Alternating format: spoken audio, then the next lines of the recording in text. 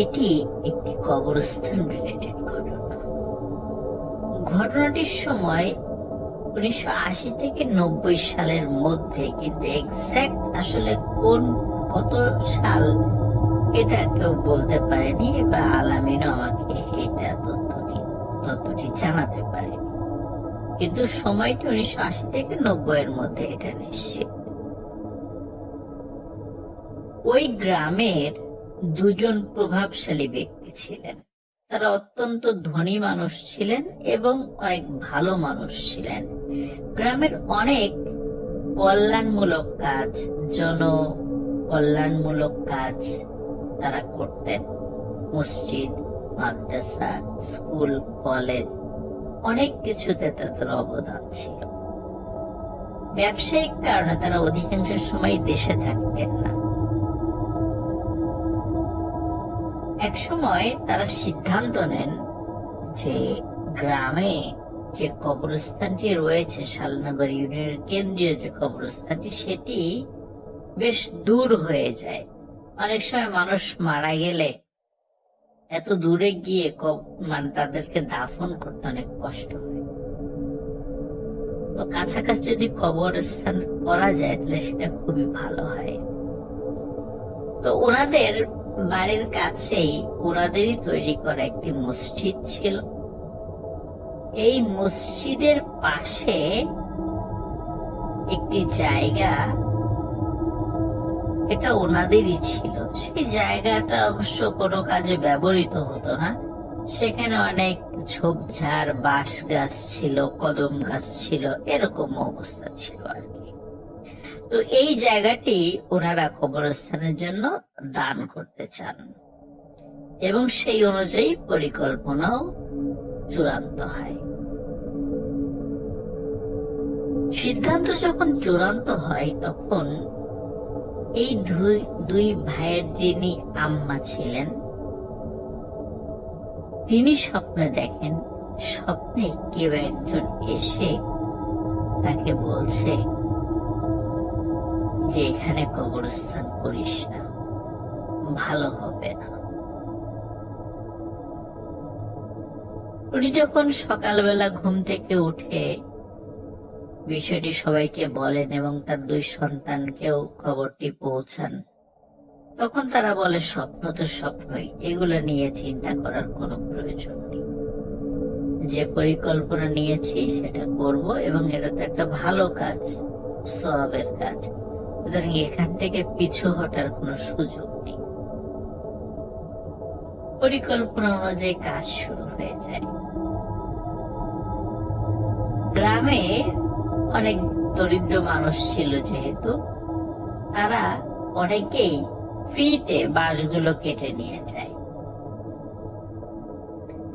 আর যে বড় বড় মোটা মোটা কদম গাছ হয়েছিল, এই গাছগুলি গ্রামেরই একজন মানুষ, তার নাম হচ্ছে রুহুল আমিন, উনি একজন কাঠ ব্যবসায়ী ছিলেন। তিনি এটি খুবই নামমাত্র মূল্যে কিনে নেন।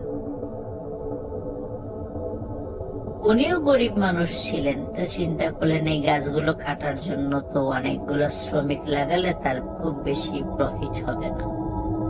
তো এই জন্য চিন্তা করলেন যে যতগুলো শ্রমিক না হলেই না, ঠিক ততগুলোই নেবেন এবং উনি অধিকাংশ কাজগুলো করবেন, এরকমই পরিকল্পনা করলেন। যে রাত্রে উনি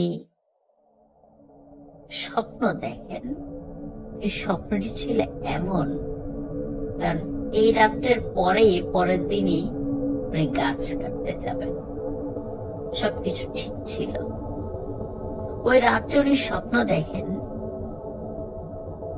কেউ একজন এসে বলছে, রুহুল, গাছগুলো কাটিস না, তোর ভালো হবে না, গাছগুলো থাক, এভাবেই থাক। রুহুল এই স্বপ্নের কোনো গুরুত্ব দেয় না। পরের দিন তার পরিকল্পনা অনুযায়ী গাছ কাটা শুরু করে, গাছ কাটতে থাকে। গাছ কাটার পর সেই গাছগুলো টুকরো টুকরো করে, নিজেও অনেক কষ্ট করে সেই টুকরোগুলো উঠে ভ্যানে উঠিয়ে সেগুলো আবার শহরে মানে সমিলে নিয়ে যায়। সেগুলো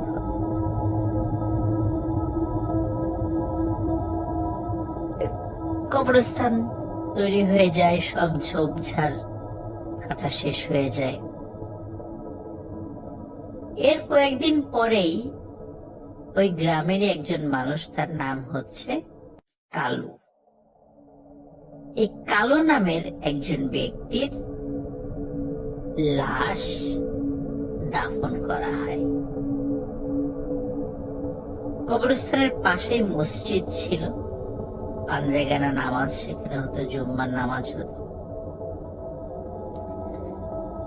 ওই মসজিদে যারা নামাজ পড়তে আসতেন ফজরের, তো যেদিন লাশ দাফন করা হয় কালু মিয়ার, তার ঠিক পরের দিন ফজরের আজান হওয়ার পর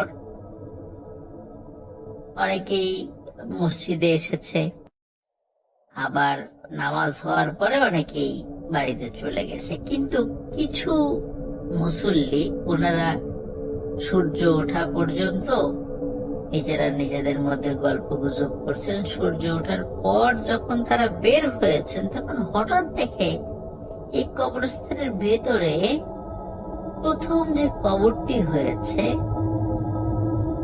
কালু নামক একজন ব্যক্তির, ওনার কবরের পাশে মনে হচ্ছে সাদা লম্বা করে কিছু শোয়ানো, সাদা কাপড় দিয়ে ঢাকা। মুসল্লিরা কৌতূহল হয়ে কবরস্থানের ভিতরে ঢুকে তারা যেটা দেখতে পান সেটা দেখার জন্য অবশ্যই তারা প্রস্তুত ছিলেন না। তারা দেখেন কালুর কবর খোঁড়া, কালুর লাশটি কবরের বাইরে রেখে দেয়া। তারা নিজেরা আলোচনা করছিলেন যে আচ্ছা, এটা নিশ্চয়ই কোনো শিয়াল বা অন্য কিছুতে করে থাকবে।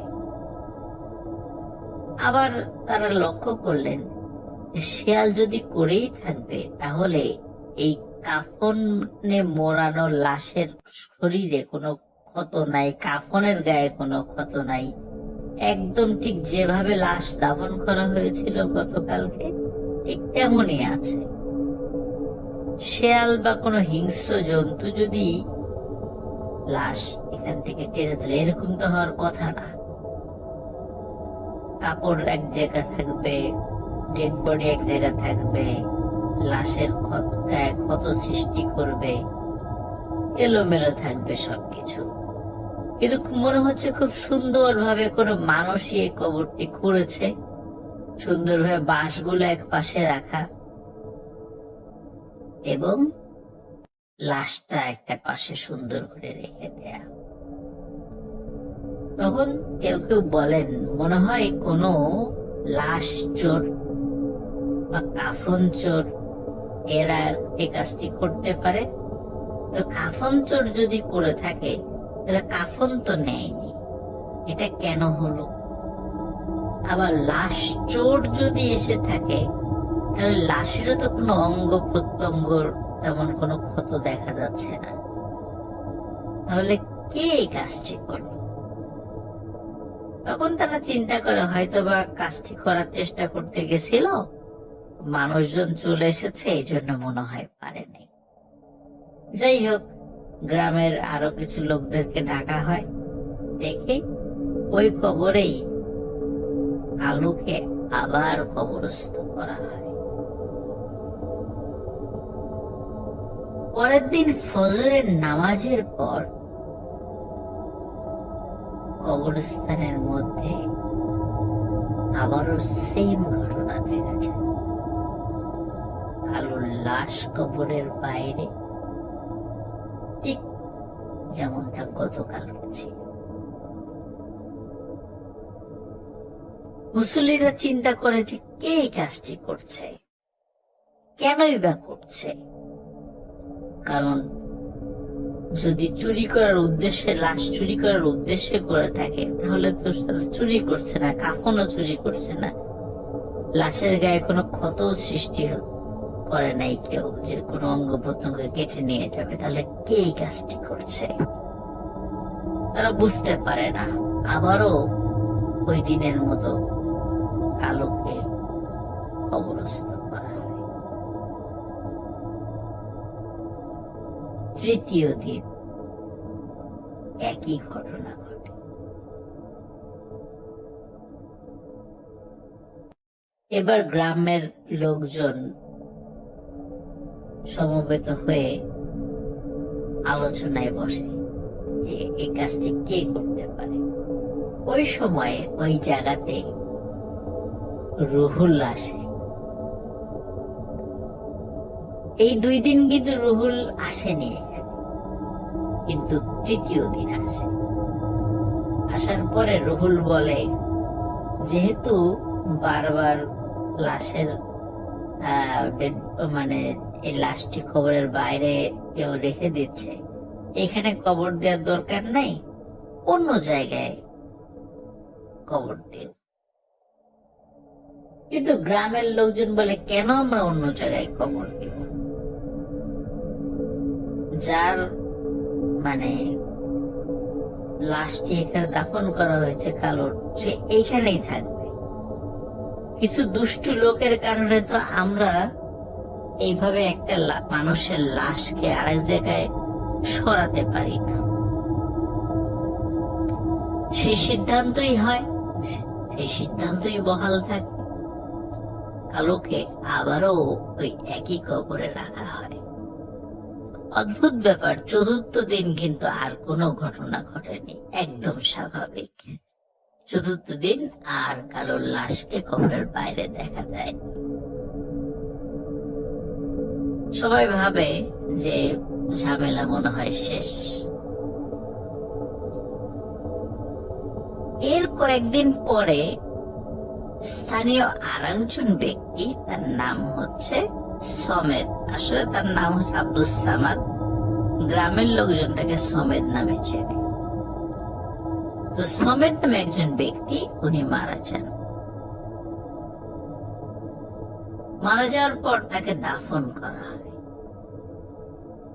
অদ্ভুত ব্যাপার, পরের দিন একই ঘটনা ঘটে। সমেদের লাশ কবরের বাইরে, ঠিক যেমনটি কালুর লাশ ছিল। তারা চিন্তা করে আবার শুরু হয়েছে একই ঝামেলা, কে করছে এটা? খুব বিরক্ত হয়। এই খবরটি তখন বিদেশে থাকা ওই 2 প্রভাবশালী ভালো মানুষ, 2 ভাইয়ের কাছে পাঠানো হয়। তখন তারা দুজন বলে যে তোমরা এখানে পাহারা বসাও, কে এই কাজটি করে তাকে ধরো। পাহারার জন্য খুব সাহসী 4 জন করে মানুষ রাখো, এদের যত খরচ লাগে আমরা দিব, কিন্তু তোমাদেরকে ফাইন্ড আউট করতে হবে যে কে এই কাজটি করছে এবং এই ঘটনাটি বন্ধ করতে হবে। সত্যি তাই,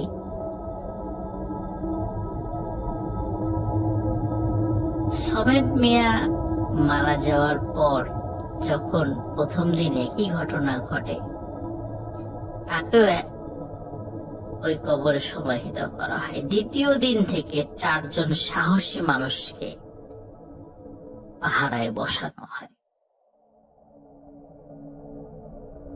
অদ্ভুত ব্যাপার, দ্বিতীয় দিন ফজরের আজানের সময় যখন মুয়াজ্জিন সাহেব এসেছে, তিনি দেখেন এই 4 জন ব্যক্তি কবরস্থানের মধ্যে বেঘোরে ঘুমাচ্ছে। তিনি আজান দিয়ে তাদেরকে ডাকাডাকি করার চেষ্টা করেন, কিন্তু কারোরই ঘুম ভাঙছে না। ততক্ষণে আরো কয়েকজন মুসল্লি চলে আসেন, তারাও তাদেরকে খুব ডাকাডাকি করে, তাদেরও ঘুম ভাঙছে না। ডাকাডাকির একটা পর্যায়ে তারা লক্ষ্য করেন যে সমেদের লাশও কবরের বাইরে। অনেক কষ্ট করে এই 4 জন পাহারাদারের ঘুম ভাঙানো হয়। ঘুম ভাঙার পরে পাহারাদারদেরকে জিজ্ঞেস করা হয়, তোমরা কি পাহারা দিলা? এই যে আজও তো লাশ বাইরে চলে আসছে, কেউ বাইরে রেখে গেছে। তখন ওই 4 জন ব্যক্তি বলছেন যে আমরা ঠিকঠাক মতোই পাহারা দিচ্ছিলাম। গভীর রাতে হঠাৎ এমন একটি অদ্ভুত সুন্দর সুঘ্রাণ আমাদের নাকে আসে, তখন আমাদের প্রচন্ড ঘুম পায়। এরপরে আমাদের আর কিছু মনে নেই। গ্রামবাসী তাদের এই বক্তব্যে আসলে সন্তুষ্ট হয় না, খুব বিরক্ত হয়। ওই দিনই ওই 4 জনকে চেঞ্জ করে পরের দিন নতুন 4 জনকে রাখা হয়। কিন্তু তৃতীয় দিনও একই ঘটনা ঘটে। ফজরের সময় মুয়াজ্জিন সাহেব এসে দেখে 4 জন ঘুমাচ্ছে, এবং এমন ঘুম যে তাদেরকে ঘুম ভাঙানো যায় না। পরে আরো লোকজন আসে, তাদেরকে ঘুম ভাঙানো হয়। তারাও একই রকম ব্যাখ্যা দেয় যে রাত্রে একটা অদ্ভুত সুন্দর সুঘ্রাণে তারা সকলে একসাথে ঘুমিয়ে পড়েছে। এরপরে তাদের আর কিছু মনে নেই। তৃতীয় দিন আবারও সেই রুহুল আসে। আসার পরে বলে, যেহেতু সমেদ মিয়ার সাথেও একই ঘটনা ঘটেছে, এনার লাশটা অন্য জায়গায় কবর দেয়, এখানে কবর দেওয়ার দরকার নেই। কিন্তু গ্রামবাসী তাতে রাজি হয় না। গ্রামবাসী উল্টো রুহুলকে তিরস্কার করে এবং তৃতীয়বারের মতো ঠিক কালো মিয়ার মতো সমেদ মিয়ার লাশও কবরে রাখা হয়। অদ্ভুত ব্যাপার, চতুর্থ দিন আর কোনো ঘটনা ঘটেনি, স্বাভাবিক। টানা বেশ কয়েকদিন হয়ে যায়, কোনো ঘটনা ঘটে না। এইভাবে প্রায় 1 মাস 1.5 মাস কেটে যায়। কারণ এই সময়ের মধ্যে আসলে ওই গ্রামে কেউ মারাও যায় নাই, নতুন করে কোনো কবরও হয়নি। লোকজন এই বিষয়টি একদম ভুলতেই বসেছিল। ওদিকে যে রুহুল, যিনি ওই কদম গাছগুলি কেটেছিলেন, উনি শুরুতে অবিবাহিত ছিলেন। যখন কবরস্থানটা তৈরি করা হয় তখন অবিবাহিত ছিলেন। এই 1-1.5 মাসের মধ্যে বিশেষ করে এই সমেদ মিয়া যখন মারা যায়, তার লাশের সাথে এই ঘটনা ঘটে যাওয়ার পরে 1-1.5 মাস যেহেতু হয়ে গেছে, এই 1-1.5 মাসের মধ্যে উনি বিয়ে করেন। একদিন রাতে ওনার স্ত্রী খেয়াল করেন যে রুহুল বিছানায় নেই। রাতের বেলা সাধারণত গ্রামের বাড়িতে যে সমস্ত ঘর বাড়িতে ইলেকট্রিসিটি নেই, একটি হারিকেন জ্বালানো থাকে। হারিকেনের আলোটি অনেক অল্প করে থাকে, ঠিক আমরা যেমন ঘরের মধ্যে ডিম লাইট জ্বালানো রাখি, ঠিক ডিম লাইটের কাজ করে সেই হারিকেনটি। হারিকেনের খুবই আবসা আলোয় রুহুলের স্ত্রী লক্ষ্য করেন যে রুহুল ঘরে নেই। তিনি চিন্তা করেন যে ঘরে নেই, গরমের সময় ফ্লোরে ঘুমিয়েছে কিনা। ফ্লোরের দিকে তাকে যতটুকু বুঝতে পারেন আবসা আলোতে যে রুহুল ঘরে নেই। উনি হারিকেনের আলো জ্বালিয়ে দেন, মানে বাড়িয়ে দেন। বাড়ানোর পরে অদ্ভুত ব্যাপার উনি লক্ষ্য করেন, ঘরের দরজা বন্ধ কিন্তু ঘরের কোথাও রুহুল নেই। তার স্ত্রী ঘরের দরজা খুলে জোরে চিৎকার করে ওঠেন, দেখেন যে তার স্বামী মানে রুহুল ঘরের বারান্দার উপরে অচেতন অবস্থায় পড়ে আছে, সারা গায়ে ধুলো, কাদা, মাটি এগুলো মাখানো। তিনি যখন বারবার চিৎকার করছিলেন, এর মধ্যে রুহুলের জ্ঞান ফেরে। রুহুল তাকে বলে, এই চিৎকার করো না, থামো থামো। এই বলে স্ত্রীর মুখ চেপে ধরে, শব্দ করো না। তখন স্ত্রী বলে যে তুমি বাইরে আসলা কিভাবে, ঘরের দরজা বন্ধ?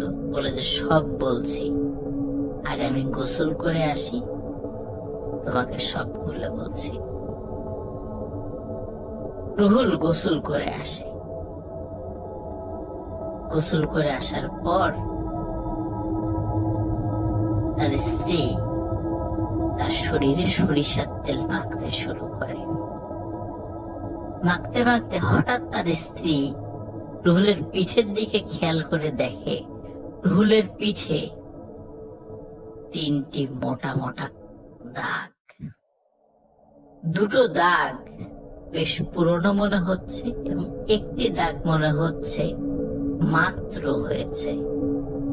এই দাগগুলো এমন ছিল যে লোহার শিক পুড়িয়ে যদি গায়ে ছেঁকা দেয়া হয় ঠিক যেমন দাগ হয়ে যায়, ঠিক তেমন দাগ।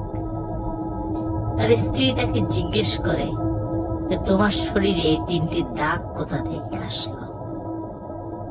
তখন রুহুল এই দাগের বিষয়ে কিছু বলতে পারে না, কারণ রুহুল জানতোই না তার পিঠে দাগ আছে।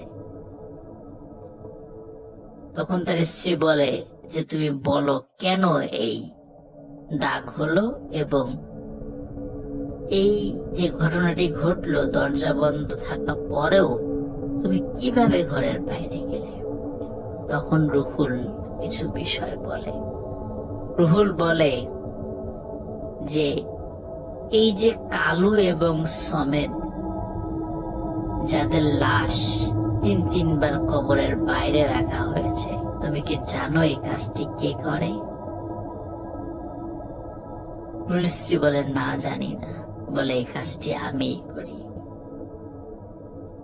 এবং আজকে রাতেও এই গ্রামের একজন মহিলা মারা গিয়েছিল, রাত্রেই তাকে দাফন করা হয় এবং তার লাশটিও আমি মাত্র কবরের বাইরে বের করে রেখে এসেছি। তার স্ত্রী বলে যে তুমি কেন এই কাজটি করছো, এবং জঘন্য কাজ কেন করছো?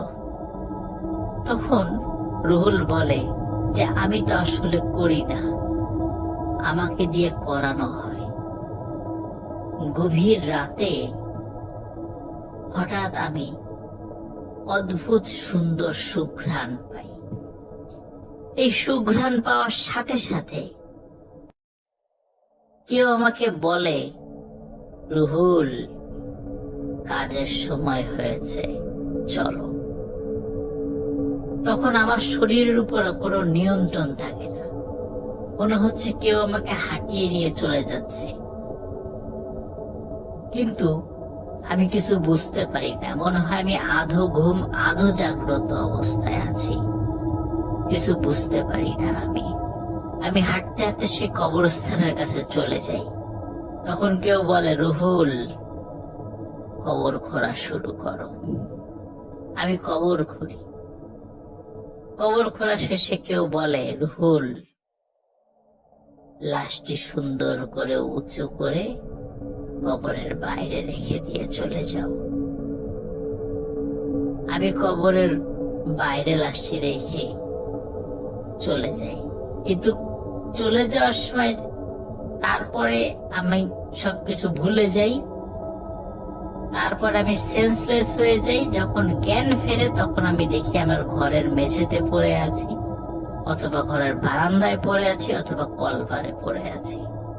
প্রতিবারই একই রকমের ঘটনা ঘটেছে, কিন্তু এটি আমি ইচ্ছা করে করি না। প্রিয় লিসেনার্স, পরের দিন সকালবেলা সত্যি শোনা যায় যে ওই কবরস্থানে তৃতীয়বারের মতো যে মহিলার কবর হয়েছিল সেই রাত্রে সকালবেলা দেখা গেল যে তার লাশটি কবর থেকে বাইরে বের করে রাখা। কিন্তু কে করছে গ্রামবাসী তখনও জানে না। এদিকে তার স্ত্রী রুহুলকে বলে যে এভাবে চলতে পারে না, এর একটা সমাধান দরকার। কিন্তু এই কথা তো কাউকে বলতে পারছে না। গ্রামের যদি লোকজন জানে যে রুহুল এই কাজটি করে, তাহলে কি অবস্থা হবে? গ্রামবাসী ক্ষেপে যাবে। তখন রুহুলের স্ত্রী রুহুলকে তার মায়ের কাছে নিয়ে যায়, মানে রুহুলের স্ত্রীর মা, মানে রুহুলের শাশুড়ির কাছে নিয়ে যায়। শাশুড়ির কাছে বিষয়টি বলে। শাশুড়ি একজন খুব ভালো হুজুরের সাথে পরিচয় ছিল, তিনি সে হুজুরের কাছে নিয়ে যান। তখন হুজুর বলে, আসলে রুহুল যে গাছটি কেটেছিল, কদম গাছ, এই কদম গাছে খুব শক্তিশালী একটি জিনের পরিবার বসবাস করত। তারা তাকে স্বপ্নে দেখিয়েছিল, কিন্তু তারপরও রুহুল সে গাছটি কাটে এবং ওই জিনেরা বলেছে রুহুল ঠিক যেভাবে গাছগুলো টুকরো টুকরো করে কেটে দিয়ে গেছে, আমার পরিবারকে ছিন্ন বিচ্ছিন্ন করে দিয়েছে, রুহুলের জীবনকেও আমি এরকম ছিন্ন বিচ্ছিন্ন করে দিব। এই জন্যই রুহুলকে দিয়েই এই লাশগুলি কবর থেকে উঠিয়ে রাখছে। এটা রুহুলের শাস্তি। আর যাতে মানুষ ভয় পেয়ে কবরস্থান আর ব্যবহার না করে, এই জন্য এই কাজগুলো করানো হচ্ছে। এখন এর সমাধান কি? তখন হুজুর বলে যে আমি একটু তেল পড়া, ঝাড়ফুঁক এবং আমি একটি তাবিজ হাতে বেঁধে দিলাম। যতদিন হাতে তাবিজ থাকবে ততদিন ওর কোনো সমস্যা হবে না, কিন্তু খেয়াল রেখো এই তাবিজ যেন না পড়ে যায়। তাবিজ পড়ে গেলে তখন কিন্তু আবার রুহুলকে দিয়ে কাজ করানো শুরু হবে।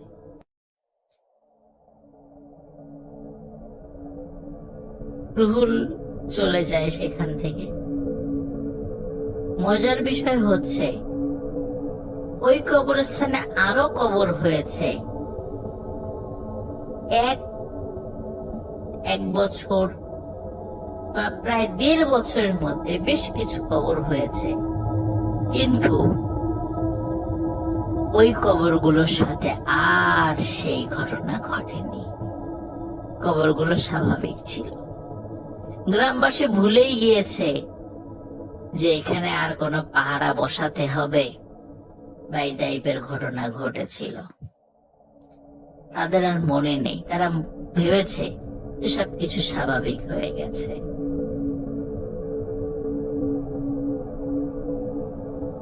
এক রাতে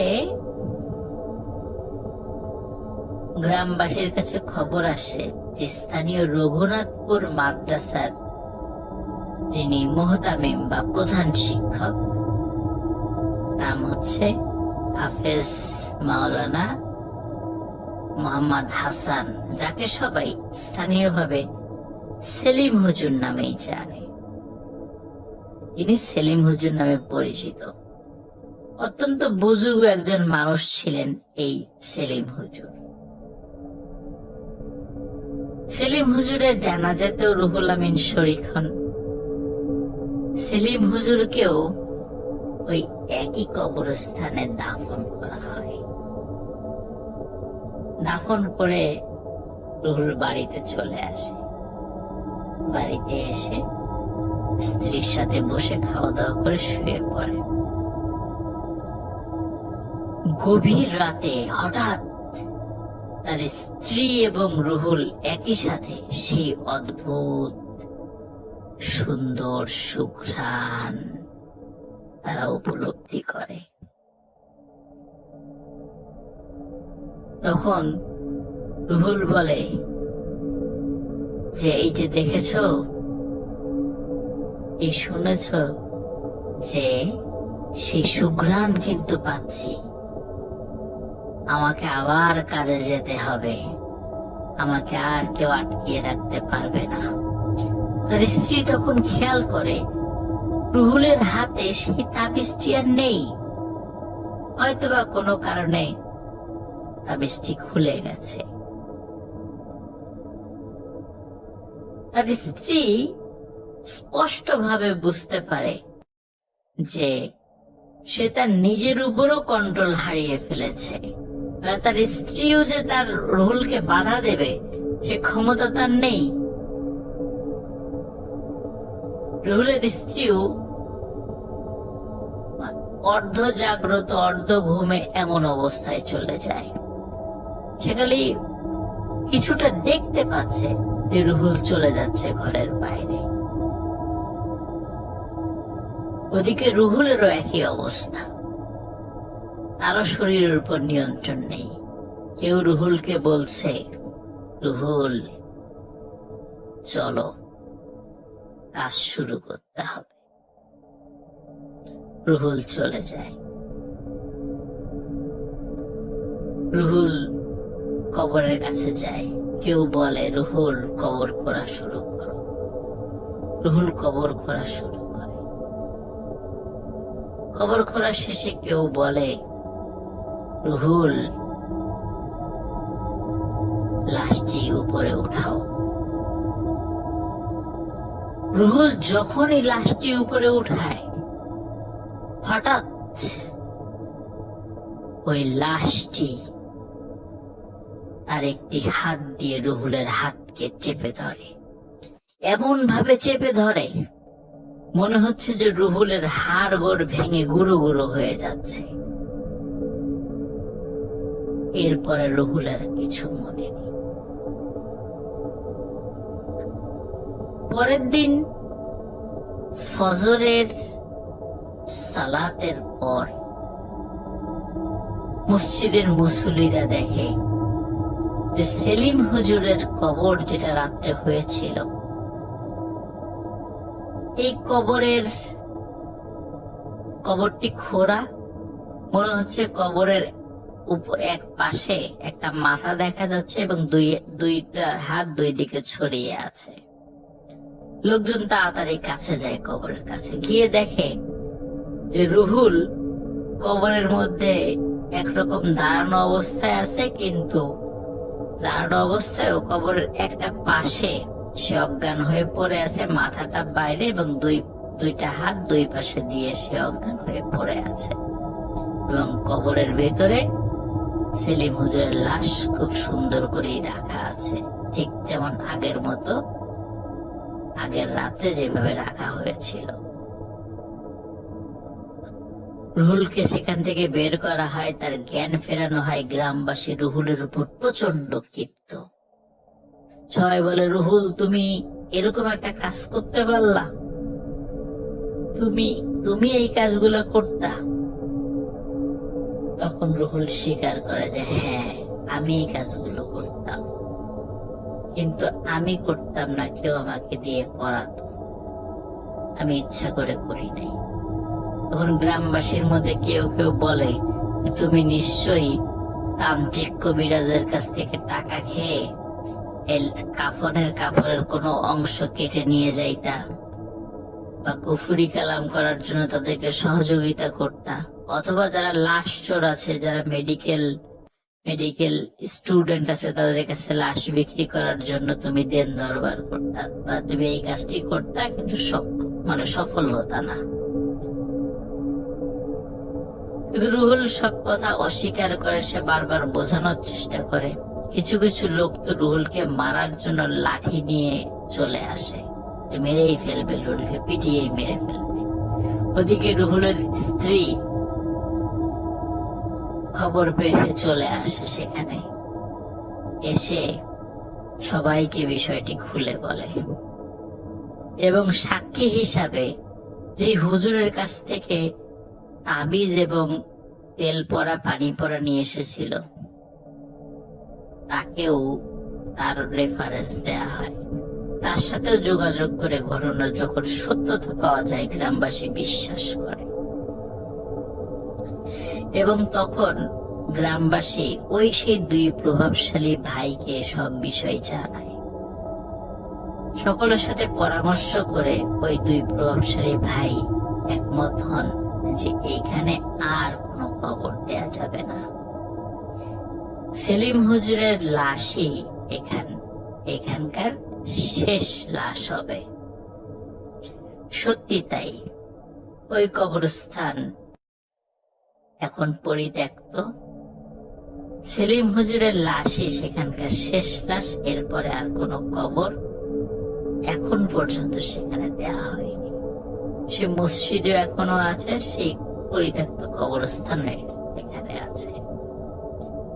কিন্তু যেহেতু দুই ভাই নিয়ত করেছিলেন যে একটি কবরস্থান দেবেন, এই কারণে শালনগর যে কেন্দ্রীয় যে ঈদ কবরস্থান রয়েছে, এই কবরস্থানের পাশেই আরো জায়গা কিনে কবরস্থানটিকে সম্প্রসারণ করা হয়, যা এখনো রয়েছে। রুহুল বছর খানেক আগে মারা গেছে, তার স্ত্রী এখনো জীবিত আছে। আর যে দুই ভাইয়ের কথা বললাম, সঙ্গত কারণে তাদের নাম বলছি না, যদিও আলামিন আমাকে তাদের নাম বলেছে। দুই ভাইয়ের মধ্যে এক ভাই মারা গেছেন, আর এক ভাই এখনো বিদেশে আছেন। কিন্তু এই দুই ভাইয়ের যিনি মা, যিনি প্রথম স্বপ্নে দেখেছিলেন, তিনি এখনো জীবিত আছেন। কেউ যদি ঘটনার সত্যতা যাচাই করতে চান, তাহলে নড়াইল জেলার লোহাগাড়া উপজেলার শালনগর ইউনিয়নে গিয়ে এই পরিত্যক্ত কবরস্থান সম্পর্কে যে কাউকে জিজ্ঞাসা করলে আপনাদেরকে তথ্য দেবে এবং দেখিয়েও দেবে। এই মসজিদের